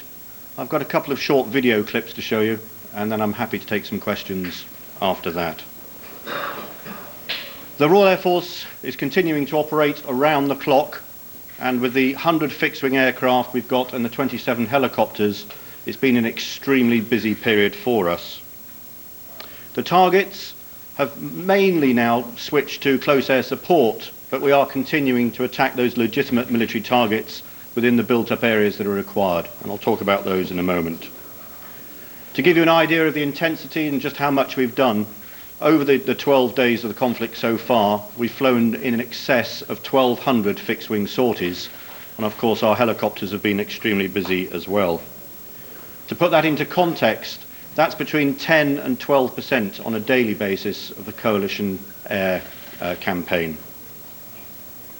The targets, particularly for the Royal Air Force, we've been going for regime-type targets. That's command, control, and communications, which, as always, will play an extremely important part in the air campaign. We've also been attacking on an almost daily basis the airfields throughout Iraq, and I'll talk a bit later about how successful that's been. But we've also been using our new weapon I mentioned last time, Storm Shadow, to very, very great effect. And we've now fired in the region of 30 of those, and the results have been extremely impressive. One of the best things about Storm Shadow is just how accurate it is and how little additional damage it causes to things around. The photographs we've had back, which unfortunately I can't show you, have shown that it's gone extremely deep and blown up those bunkers that we were trying to hit, so we've been delighted with that. Close air support, which is really now the main thrust of what we're certainly doing from the Royal Air Force, is proving itself to be extremely responsive and flexible. And to give you an idea this morning, as you can appreciate... We're going to pot down Captain Fines for just a moment to let you know what you're seeing on your screen. You'll be seeing the news briefing, but also we're showing you live pictures of Basra. We're getting reports of a number of explosions. The British military also on attack at that southern Iraqi city. We'll continue to monitor that situation. Once again, the briefing from the Royal Air Force. He was airborne 70 minutes from being fast asleep, from being tasked woken up. And that's the advantage of the air side. We can be flexible. We can be responsive when required. And that's on top of the planned sorties. Although it is very high intensity, and it hasn't eased off at all for the coalition air forces at all, we are still taking extreme care to minimise the risk of civilian casualties and to our own troops on the ground. And to give you an idea of just what we're doing to do that, it isn't just care at the planning stage, which has been going on throughout the campaign, but it's also care in the execution, what we're actually doing to try and make sure we get it right. And to give you an example again, I was at the Harrier base 2 days ago, and they were explaining that despite the multi-million cost of the aircraft and the weapons, if there's any doubt at all before they use those munitions, particularly in the close air support role, they've got a £120 pair of binoculars where the wingman will watch out for missiles that are being fired at them, while the pilot will have a last look to make sure that's the target he actually wants to hit. And I was talking to another Harrier pilot, a particularly young one on this occasion, who after he dropped his laser-guided bomb onto a berm, which is a defensive position, in support of our own troops, he recognised through the little screen he looks at there was a building inside this berm. And because he wasn't sure what that building was, he managed to drag the laser off and the bomb exploded in the desert. So even after we've dropped them, we are taking the care. However, there is risk. There will always be risk. There's always going to be a chance of accidents, and even the civilians, we cannot guarantee that there will not be some civilian casualties. But we're doing everything we can to minimise it. The support elements from the Royal Air Force have also been extremely busy, and we're flying most of those around the clock. We tended to bring out a lot more crews than aircraft to ensure that as soon as we've refueled, rearmed or whatever, we can send those off. And again, just to give you a figure of what the tankers have been up to, since the start of the conflict, we've given away £5.5 million of fuel. Or for those who prefer, that works out at 750,000 gallons. And bear in mind, this isn't just the Royal Air Force, this is part of the coalition. And everything we're doing is part of the coalition effort. The Iraqi Air Force, it's stayed on the ground. And that's for a couple of reasons, we believe. One, because we're closing his airfields, those that he can get working. And also, he's hopefully identified that we've got an extremely effective air defence force airborne, defending in particular our high-value assets, the tankers, the AWACS type aircraft. If he does get airborne, then we're going to be ready to deal with him. But so far, as I say, we haven't seen that. Perhaps of more direct interest at the moment is what are we receiving from the ground. And we are seeing an awful lot of anti-aircraft gunfire and a significant number of missiles being fired at the coalition. So far, our tactics are working exactly as planned, and we're reducing the effectiveness of that through, for example, from the Royal Air Force, we've fired over 50 alarm missiles, which are designed to home in on air defence radars. And that's meaning that quite a lot of these missiles he's firing at us, he's having to fire blind or using optical rather than the radar. So we're suppressing that to an acceptable degree, and so far our tactics are paying off extremely well. The air campaign itself, well, what's its overall part in everything that's going on? Well, there's certainly no doubt whatsoever that it's having a significant impact. We're doing a lot of damage to his ground forces, particularly those Republican Guard divisions in front of Baghdad. And when our own forces, and that's American as well as British, call us in on the close air support, we are proving to be responsive and accurate in supporting them. We're definitely denying the regime's ability to command and control his forces. That's both air and land. And also through that breakdown in communications, he's getting less capable of the suppression of his own people, the oppression, which gets to places like Basra, which I'm sure you'll bring up in questions, where we're trying to persuade the people that the regime is going away for them and they need to trust us. Before I move on to the questions, I wanted to show you a couple of things. One of the problems we've got in this entire campaign, particularly with the media embeds we've got and the snapshots that people are seeing, it's very difficult to give an overall impression of just how big it is, how coordinated it is, and how well managed it can be. So what I've managed to do is get some video from the Air Operations Centre, where the whole air campaign is run. On a daily basis, it's run with real-time information, it's adaptable and flexible, and if, as I said this morning, we need to get a Harrier airborne from the guy being in bed in 70 minutes, this is where they identify that and task the aircraft. It was filmed just before the air war started for obvious reasons, and we've had to clean the screens of a lot of the information. But to give you an idea when it runs, the screens you're going to see up on the wall would have every aircraft we've got airborne flying backwards and forwards, so we can identify what it's up to, and if he puts up any threats. So I'll just let that run for about a minute. What you're seeing is about 200 people in this room. It's surrounded by these giant screens, and up above it is what they call the battle cab, where the generals can come in and watch what's going on.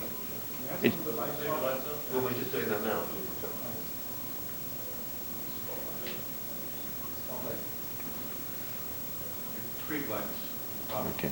We can run it again at the end if you wish. It's run on 3 shifts. One of the 3 shifts, and you'll see him in a minute, is run by a Royal Air Force group captain. So he, if you like, is controlling the entire floor. But obviously the generals can come in and redirect if required. And this is where we can just sit and watch the air war unfold, adapt, and adjust as required. Very high tech, contact with all the air bases in the region, contact with the aircraft that are airborne, contact with our AWACS. And even some of the ship information is fed into here. It's real time. I just thought you'd like to get an idea of how this thing is controlled. It isn't on the back of a cigarette packet. Can we put up that? I think that's the one that's the lady on there. Can you just swing that light round? Can we turn it to face the wall? And where is this facility located? I'm not allowed to tell you, I'm afraid, but it is obviously in the Gulf region. Okay. And it just gives you an idea of the enormity. Each desk is a specialist desk. We've got F-15 desks, Harrier desks, AWAC desks. We've got people who can deal with short notice targets. And the guy in the middle, the group captain who runs it, or the colonel who's running on the 2 American shifts, if something's starting to happen, he's got all the information to hand. He'll pass the problem over to someone or make the decision that's required.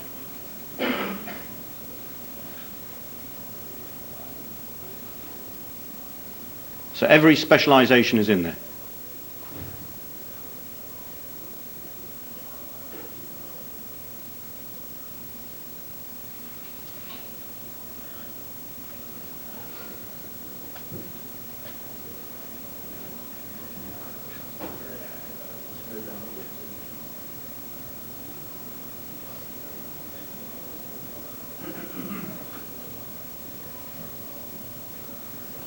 And this is where I'm in contact with 4 or 5 times a day to make sure I know what's going on.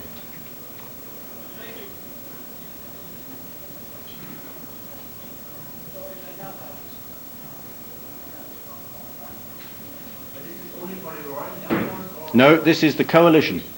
So we've got some desks that are Royal Air Force, but everything is combined. We have people sitting next to each other interchanging. Just in case you're joining us, we want our viewers to know what exactly you're watching and what you're listening to. This is the news briefing, daily news briefing done by the Royal Air Force and its Group Captain John Fines, their spokesman, giving the latest information. Let's listen in. Which allowed us to turn off the screens for just 5 minutes while we got the video to show you today.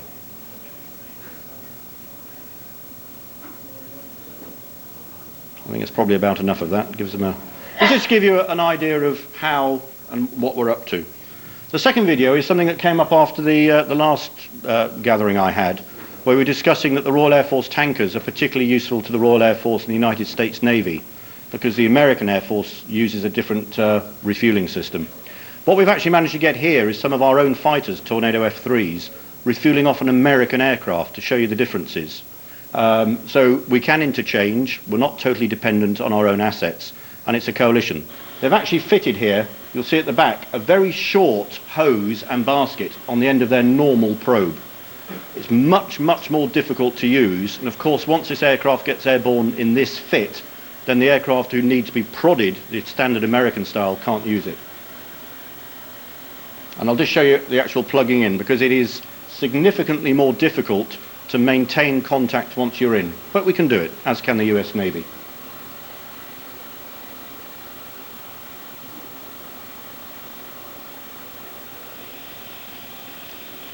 That pipe is only about 12 feet long, which means it's normally ours wind in and take the variance of the aircraft moving backwards and forwards 2 or 3 feet. There's a lot less flexibility in this. And what you have to do is move it forward about 5 feet and put a kink in it, which you'll see in a moment.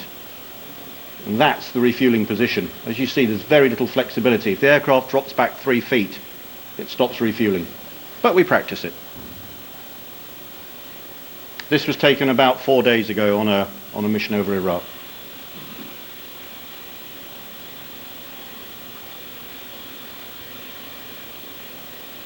And to prove that it's not easy, coming up very shortly, I hope.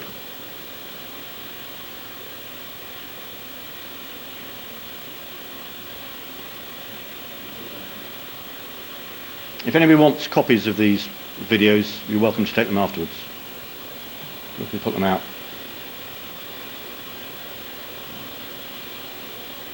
How many liters? You'd normally at this stage be passing about 1,000 pounds a minute. Depending on the configuration they set it for, you can go up to about 2,000 pounds a minute transfer of fuel. When they use just the big pipe and they actually insert it into the aircraft, they can transfer faster than that, which is why the US prefer that system.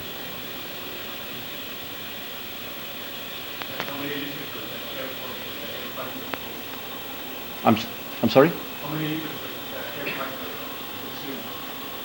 It depends what he's doing, but he'd normally get airborne with about 20,000 pounds of fuel on board. I'll just show you this last one, then we'll stop it, just to show how it isn't always achieved first time.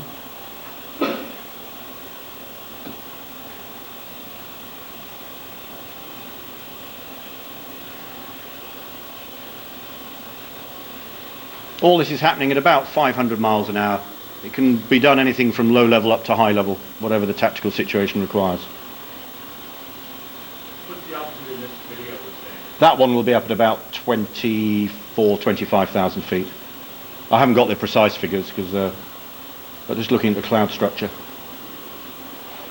How long is the refueling take? Normally you're in for about 4 minutes. It can be longer depending how much you need at any given time. One of the big things to remember, we've got so many aircraft up in the region of 2,000 missions a day. A lot of people are using the tankers, so you get a slot. If you miss your slot, you don't get any fuel and you have to divert to another airfield. So once these F-3s have disappeared, there'll be some F-18s or other coalition aircraft probably already 5 miles behind coming to join. So you take what you need and you clear off.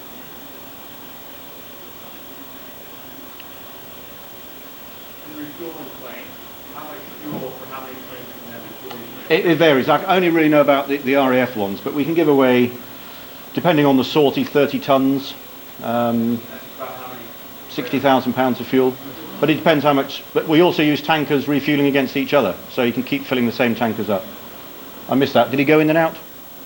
Yeah, that'll do there. Just show you, it isn't straightforward. That is a particularly difficult system for us and the US Navy to use, which is why they prefer ours, as do we. I just thought you'd like to see that before the questions. Right, I'm happy now to take any questions from the floor. Yeah. Can someone hit the lights for me?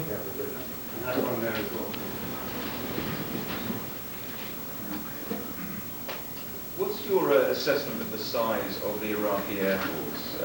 We've heard, I've read something around 300. Okay. And the reason, why do you think they just aren't taking off? Is it they have a lack of parts, or Yeah, okay. do you think they will take off at any stage? The Iraqi Air Force, we don't want to give the exact numbers of what we think it is because we don't want him to know how much assessment we've done. It's significantly smaller than 1991. He has got some very old aircraft. We know he's had problems with spares, but we also know he's still got some very credible aircraft, and the MiG-25 is a good example. And we did see them flying up until the start of the air campaign. Why he hasn't flown them, well, he only knows that, but we're ready for him if he does. We've got a lot of airborne assets up. You just saw some F-3s on patrol, waiting to see if any do get airborne. Maybe he's saving them for later on. We are closing the airfields down. If we need to, we're attacking the aircraft on the ground. But using the principle of we're not going to damage what we don't need to, if his aircraft aren't a direct threat to us, then at the moment we're not bothering to attack them on the ground too much. When all this is over, we want Iraq to be an individual nation, and it will need an air force as part of that. So we'll damage any direct threats, but at the moment he isn't doing very much. What was the size then in 91? I haven't got the figures for 91, I'm afraid, but it was a large air force. He flew 200 to Iran and never got those back for a start. Yes. Now we hear that there might be some support from Iran or Syria to Iraq's forces to be able to determine any traveling going across borders if it has any weapons or not. I certainly don't want to get into the area of the politics of what's going on in the greater world. I mean, certainly from our Air Force side, I'm not making any planning along those lines. We've got a job to do in Iraq. If you say somebody else is trying to get involved, that's news to me. Governor Murphy, Independent Radio News. How do you respond to the images we see of civilians allegedly being killed and injured by coalition bombs and missiles? Deep regret, but as I said earlier on in this conference, what we are doing everything possible to minimise the risk to civilians, but we can't take that risk away. It's always been said that some civilians will die and get injured in this conflict. But what we have done is we've done everything possible to minimise that risk. And part of that is only attacking those legitimate military targets we have to, which is why we're only attacking some of them now rather than a week ago. And it's probably worth bearing in mind what's the difference in approach. We're minimising that risk. As we know here in Kuwait, there have been missiles fired indiscriminately at built-up areas. We don't do that. Can you give us some more detail on the airfields that you take from whereabouts they are, and how many On the airfields we've taken, it's basically as our ground forces move forward, we overrun airfields and we keep them. Whether we'd want to use them is another matter. We're extremely well set up in the countries we're in. As you saw from the tankers, certainly from the air, we don't need airfields further forward. Whether we decide to use ones later will be a bigger decision. As for Basra, from the air side, again, we're supporting the ground troops as required. It's been reported this morning that one of the British forces engaged some tanks north of Basra. Close air support was involved in that, and that force was destroyed. Again, we're using precision as a coalition. We went into Basra a couple of days ago and took out some of the Ba'ath Party headquarters. That was a coalition effort. There were several nations involved. We've been listening in to the daily news briefing here from the Royal Air Force. That is Group Team Captain John Fines, who's been giving the briefing. The captain saying that the British forces, the RAF, doing about 10 to 12% of the coalition air campaign, dropping so far about 1,200 fixed-wing sorties, also a number of attacks from their helicopters as well. More from the RAF ahead. Right now, we take a quick break. What about Paris? Why not the Caribbean? How can planning your next trip be even better? Mexico? Knowing your trip could be free. Hawaii! Yay! Call now to request the City Advantage World MasterCard, and you can earn free award travel plus get 8,000 bonus miles. And you can use your miles to fly on over 25 top airlines. You'll earn 1 mile for every dollar you spend on everyday purchases and on special purchases too. Call to request your card and 8,000 bonus miles. Plus, now your miles never expire as long as you make a purchase with your card at least once every 3 years. Soon, you'll be on the trip you plan. Use your miles to fly on over 25 top airlines, stay at the finest hotels worldwide, and drive with any major car rental company free. Call now to request your City Advantage World MasterCard and 8,000 bonus miles, and your next trip to almost anywhere could be free. CNN Today. Missing since the first Gulf War, new reports say Captain Scott Spiker is still alive. Some say he's Saddam's personal insurance policy. The latest on the search, plus live reports from the front lines on American Morning with Paul Azan. CNN Today, 7 a.m. Eastern.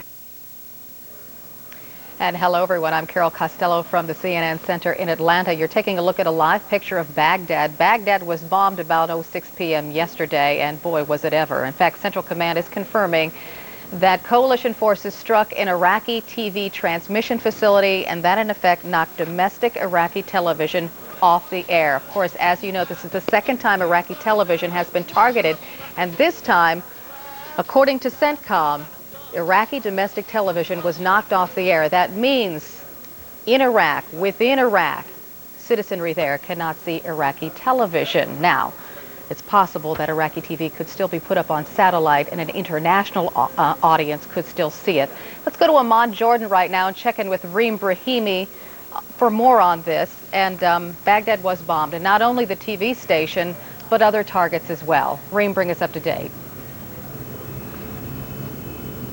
That's right, Carol. The Ministry of Information again targeted by U.S. bombing overnight at about 2 a.m. on Monday. Well, that building still ablaze in the early hours of the morning, as well as a shopping center that's right across the road from it, where government employees go and do some shopping. The whole area seems to have been hit quite badly from what we understand.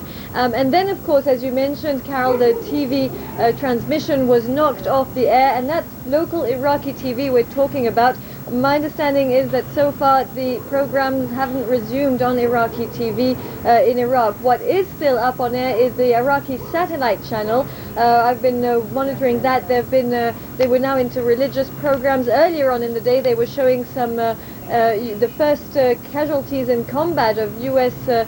Forces, as well as some of the POWs that were interviewed by Iraqi TV. That was again rebroadcast on Iraqi satellite channel, and of course that was a very, very major target for the US-led forces. They've been saying that this is something they've been wanting to hit because it obviously is one of the very powerful tools that the Iraqi government has had at its disposal to tell the Iraqi people that it's still in charge. Now, I'd also like to take you into a couple of newspaper headlines, Carol, from the region.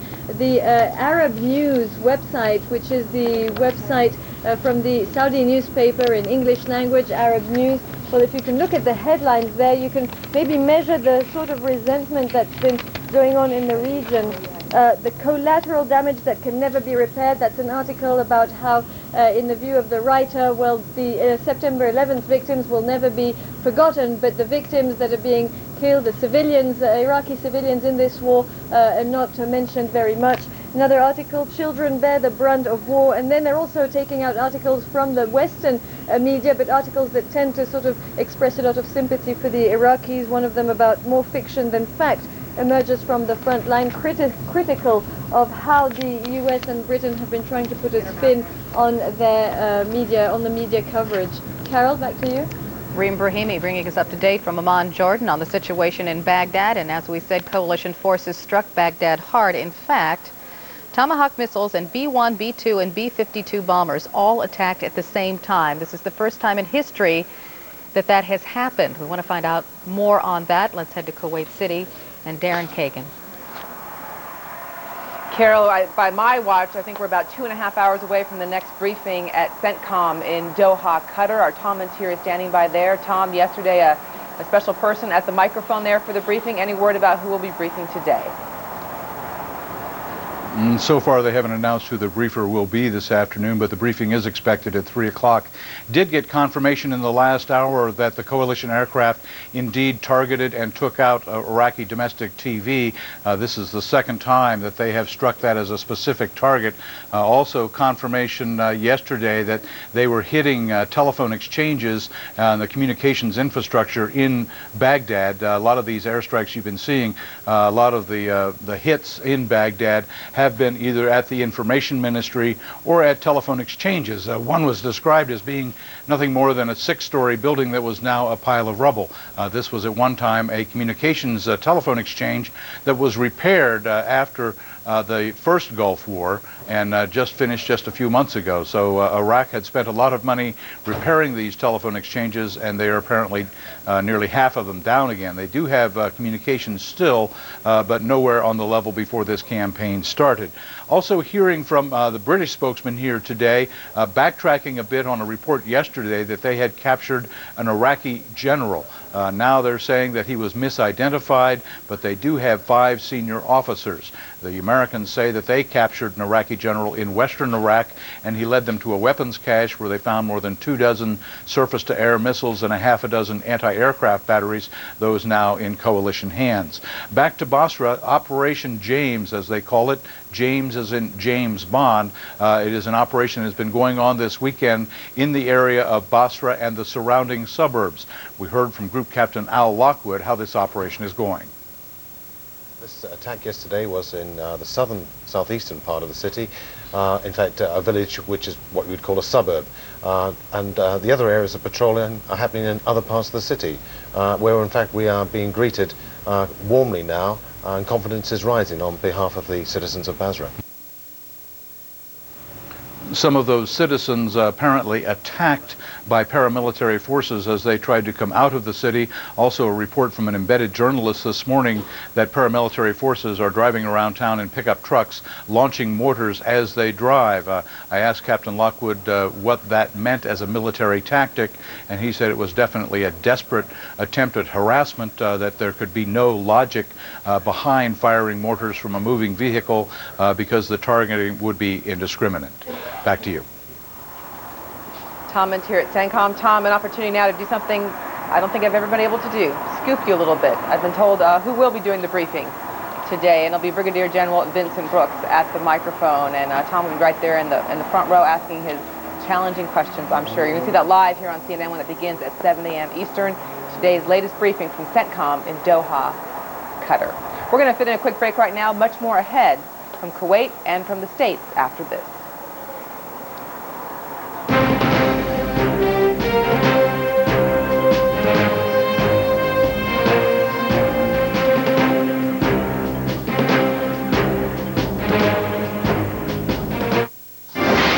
Decided. Once again, CNN is #1 for trust and experience. Americans choose CNN as the most credible news source. More than MSNBC or Fox News. More than any network, newspaper, or magazine. CNN is the most trusted name in news. CNN puts you alongside the troops with soldiers. Bang, boom, boom, and then there came small arms fire. With sailors. 6 U.S. Navy warships were involved in the Tomahawk strikes. With airmen. There goes a plane taking off now. With Marines. What they want to do is try to take this facility intact. Plus, CNN joins forces with top news organizations and our network of affiliates to put more reporters in the region to keep you informed. No one gets you closer than CNN, the most trusted name in news.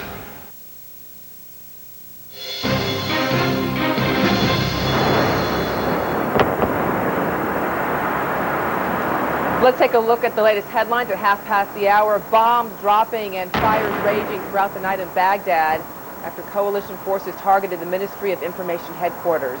Tomahawk missiles rained down from B-1, B-2, and B-52 bombers. It's the first time in history those three types of bombers have been used for the same strike at the same time. There's no official word just yet on the number of casualties.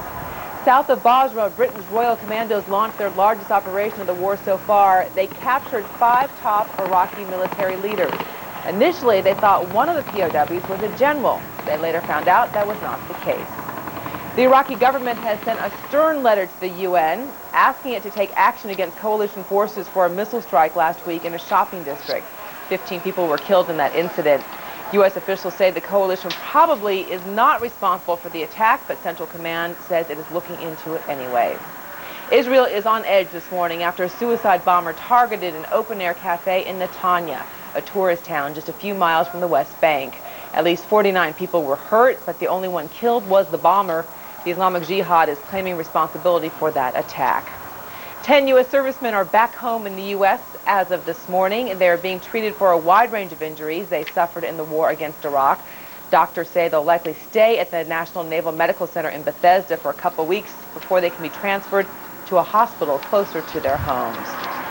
War protesters again flared around the world. Tens of thousands joined anti-war demonstrations in Indonesia, that is the world's most populous Muslim nation, as well as in India, Pakistan, and Bangladesh. Demonstrators marched from the British Embassy to the U.S. Embassy in Jakarta. World health officials are in crisis mode over that deadly flu-like illness striking Asia. A Hong Kong apartment complex has been quarantined after 92 new cases brought the total number infected to 213. Severe acute respiratory syndrome, or SARS, has killed nearly 60 people worldwide. The symptoms include fever, coughing, and breathing problems. We're bringing you various angles of the war in Iraq coming up this hour. Heading home to fight. Thousands of Iraqis who fled Saddam Hussein's regime are going back to Baghdad, not to oppose their leader, but to defend their country. A pilot's poignant diary. See the war through the eyes of an Apache attack helicopter pilot and hear the horrors in his own words.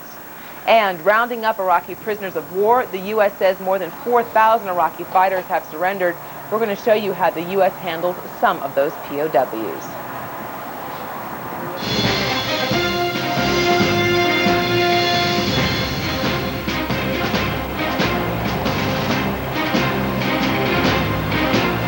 And good morning to you. It's 12:30 p.m. in Baghdad. It is 4:33 Eastern Time on the East Coast. I'm Carol Costello reporting from Atlanta. And hello from Kuwait City. I'm Darren Kagan. And you are looking at a live picture of Baghdad. You can see smoke pouring from something out there, although we're not sure what. But it did take some bombing strikes overnight by coalition forces. We know that Iraqi domestic television knocked off the air, which doesn't mean that the Iraqis can't get a satellite up and broadcast to an international audience. But right now we do know that coalition airstrikes with Tomahawk missiles have taken out Iraqi domestic television. Right now we want to take a look at some of the areas where coalition forces are now active in Iraq. The 101st Airborne Division is near the town of Najaf. 27 Iraqis voluntarily surrendered to them. The 1st Marine Division is still trying to secure the city of Nasiriyah, where sporadic fighting does continue. Also still some fighting in Basra, where the British are. In the meantime, members of the U.S. Army's 7th Cavalry are now about 50 miles south of Baghdad, near the city of Karbala. Republican Guard fighters are holed up in the nearby city of Al-Hilal and appear to be baiting the U.S. soldiers, trying to get them to enter the city and fight.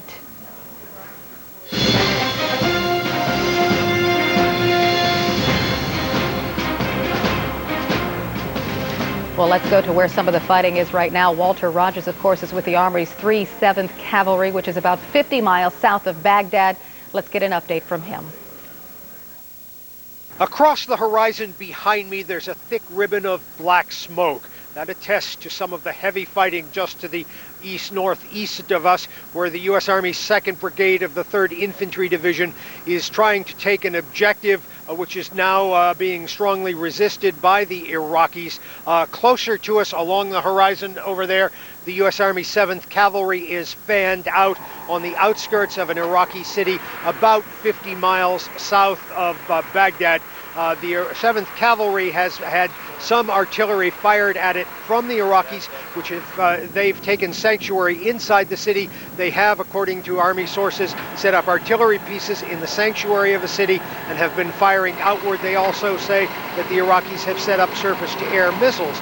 The U.S. Army has heavy air cover above, but because the Iraqis have sought refuge in a city, the Navy's F-14 Tomcats and the F-15 Eagles of the Air Force are not firing on the Iraqi positions inside the city. Again, we have this situation where the Iraqis are daring the United States Army to attack the city just off to our east, northeast of us. The Iraqis are saying, come on in, we'll teach you what fighting's about. That's because it would be extraordinarily bloody street fighting if the Army took the bait. The Army, on the other hand, is offering the bait to the Iraqis, saying, we're out here in the desert, come on out and fight. The Iraqis have learned from a bitter experience around An-Najaf about a week ago that whenever they come out of their entrenched positions in the cities, the Air Force pounds them. So it's a bit of a stalemate at this point, but there is anything but a pause in the action, judging by the artillery pounding we're hearing just to the east-northeast of us from the Army 2nd Brigade of the 3rd Division. Walter Rogers, CNN, with the U.S. Army 7th Cavalry, about 50 miles southwest of Baghdad. We have a chance now to check in northern Iraq with Kevin Seitz. He is in an area where the Peshmerga, the Kurdish forces, are beginning to work with U.S. Special Operation Forces. Let's check in with Kevin now. Kevin, hello. Hi, Darren. All morning we've been listening to the low rumble of coalition aircraft just west of us. It seems they're continuing to make bombing runs towards Kirkuk and in that vicinity. We talked to some of our sources on the ground here that have called family members in Kirkuk, and they tell us basically that those family members say the Iraqis are pulling in their defenses into the city, that the soldiers there are shedding their uniforms and trying to blend in with the population. We've seen that happen in Basra, and it may be happening in Kirkuk as well, while these Iraqi forces are starting to prepare themselves possibly for a coalition advance there. Now, we confirmed yesterday that we saw U.S. Special Forces here in Cham Chamal. We've been here since the beginning of the war, and we have not seen them until this point. They were meeting with Peshmerga leaders, those are the Kurdish fighters that are on these front lines, and possibly coordinating a coalition advance. Now, this is just the first steps, the baby steps, if you could say. There has been coalition bombing here, but we have not seen the presence of any real number of U.S. troops. There have been some troops to the north of us, but in terms of troops here, it has just been the Special Forces, probably just laying the groundwork for any type of advance from here, but not the real structure of one yet. Darren? Kevin Seitz checking in from Sham Chamal in northern Iraq. Thank you very much. Carol, back to you. Thanks very much, Darren. The U.S.-led war has not inspired a popular uprising against the regime of Saddam Hussein. In fact, there are indications it's having the opposite effect. Even some opponents of the regime now feel a patriotic obligation to defend their country. CNN's Sheila McVicker reports from Amman, Jordan. At the bus station on the outskirts of Amman, Zuhair and his friends are getting ready to head to Baghdad. $8 buys a bus ride to the border, back to the country they left years ago. They are going, they say, to fight. The war started and we have no choice, says Zuhair. No one is forcing us, but we have to go. Every day since the war began, hundreds of mostly young Iraqi men have shown up here, ready to brave that perilous drive. Nearly 6,000 have crossed so far. It is a question, they say, of their homeland. Down at the Iraqi embassy, the staff are busy issuing thousands of new identity documents to Iraqis who thought they would not return again during the time of Saddam Hussein. Embassy staff handed out posters. But many of those who came here say they're returning to fight for Iraq, not Saddam Hussein. It is my home, he says. I'm going home to defend my country. The U.S. calls this Operation Iraqi Freedom, a war of liberation, they say, to make Iraq's people free. Commanders acknowledge the resistance has been unexpectedly fierce. One reason, perhaps, is history. A history not of liberation, but occupation. The Turks and their Ottoman Empire, the British, who believed they were bringing order and law and who paid a terrible price in Iraq when the people rose up. And there are these images, daily reminders of the ongoing occupation by Israel of Palestinian territory. No country, no people in this world like to see military occupation on their land. Bassam al-Adala is a Jordanian minister trying to explain why the Arab view, the Iraqi view, doesn't necessarily see liberation, but something else. The war has been shifted in a way that it is no longer a war being fought against the Iraqi regime. It is a war that is being fought against the Iraqi homeland. And they are fighting, they say, to defend their homes. It is not just Iraq's regime at war, but Iraq's people. Khalid, an Iraqi physiotherapist, is making plans to leave his family in Amman and return to Baghdad. America, he says, does not have right on its side. America does not have the right to occupy my country. And if America stays, says Khalid and many others, no matter how little the time, what they are thinking about is occupation and resistance. Sheila McVicker, CNN, Amman. And an update for you now on Iraqi television. Remember, just a short time ago, we told you that coalition forces pounded Baghdad overnight with coalition airstrikes, and Reuters was reporting that Iraqi domestic television was off the air. In fact, we did confirm that Iraqi television was knocked off the air, but Reuters in Baghdad reporting now that Iraqi domestic television back on the air. As you know, coalition forces have targeted it twice, knocked it off the air temporarily, but just temporarily. It's back on the air right now. Let's head to Nasiriyah now, where fighting has been ongoing for several days, and check in with Jason Bellini, who is with the 15th Marine Expeditionary Unit. And at last check, Jason, you managed to go along with units to talk with Iraqi citizens.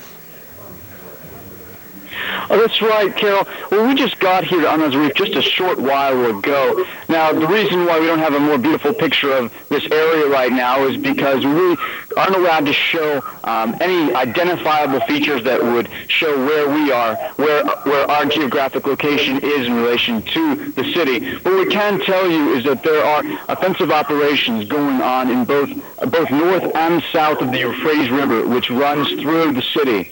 We're told that they're hitting objectives within the city, specific objectives where they have human intelligence and other types of intelligence at their weapons caches, and there are still strongholds of Iraqi soldiers and Saddam Hussein supporters. They're using snipers to pinpoint areas, going in as well with translators. Now they're having to hit populated areas inside the city, and they know that they're going to be around innocent civilians, and so their job here is going to be to sort through who's friend and who's foe. A very difficult job that they've been preparing for. Carol? Been a difficult operation near Nasiriyah, and we know that some Marines are still missing. Can you bring us up to date on that aspect of the story? Well, that's an ongoing concern here, missing Marines, and security, I can tell you, has been very tight along the way. One thing that surprised me along our trip here was that we did run into Iraqi civilians who were waving to us, and we just kept going along at our pace. On other trips that we've taken, we've stopped, and Marines have gotten out and have questioned, have taken the Iraqi citizens off to the side.